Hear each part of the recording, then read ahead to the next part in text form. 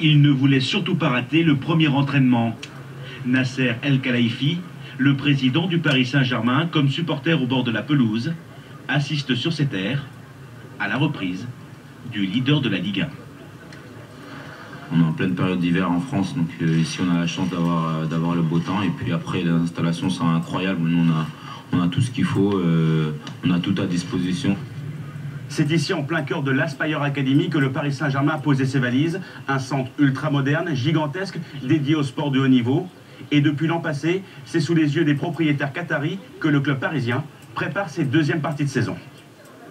Et il n'y a pas que les dirigeants du club à être intéressés par les entraînements.